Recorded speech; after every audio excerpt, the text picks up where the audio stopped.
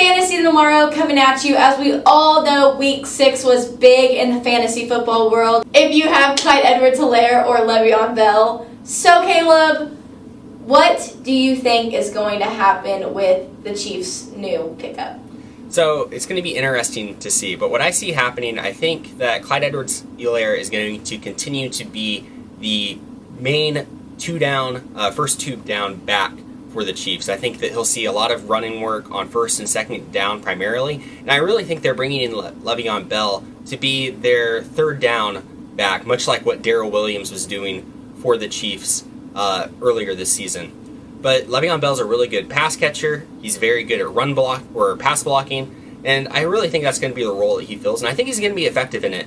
And just to kind of clear it, I think there's plenty of work for both of them because Clyde Edwards-Helaire has only been seeing about 65% of the work for running backs in that backfield so far this year. That means that Le'Veon Bell could come in and he'd still be getting 35% of the work in the Kansas City backfield, which is a pretty good chunk of work and is enough for him to be able to produce some solid numbers. So while Bell's upside is limited because it's, a crowded backfield now, and I think Edwards-Helaire's upside is limited, I think both are solid RB2 or flex options. Probably don't have that upside unless one of them gets injured, but no matter what, I think both of them are going to produce very, very well. Well, there you have it, guys. That answers that question. But since we are talking about the Chiefs that we love, is there anything else that happened maybe Monday night that we should know about?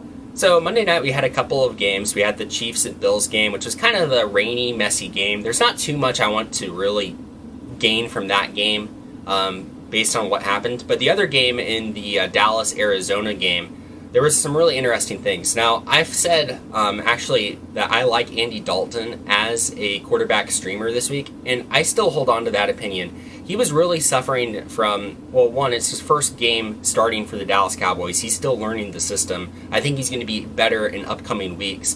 And he also was not benefiting from the players around him making many mistakes.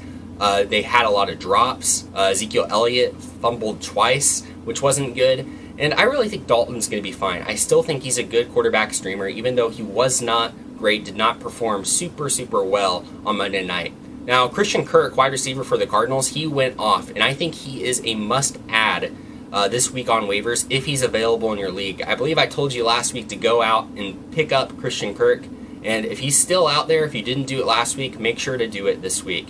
And also, Kenyon Drake, he's been a bit of a iffy player this year. He hasn't performed as well as you would have liked him to, but he finally had a breakout game last night, and I think that he is going to continue to see the most work. I think Chase Edmonds has a lot of upside and could still develop into a flex consideration for your lineup, but I think Kenyon Drake is really going to do quite well and be a solid RB2 for the rest of the year. Now, a couple of other little injury things that we didn't have all of the info yesterday that we have a little bit more info on today. One is Zach Ertz is going to be on IR. He's going to miss a few weeks with his injury. Same with Raheem Mostert. He's going on IR. So if Jerick McKinnon is available in your league, go out and get him.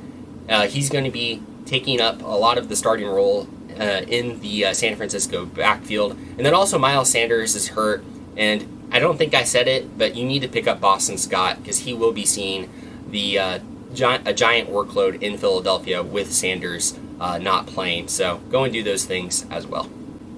Okay, guys, so there you go. That's Caleb's Monday night recap as well as to his input on what is going to be happening with Le'Veon Bell and Clyde Edwards-Helaire in the backfield.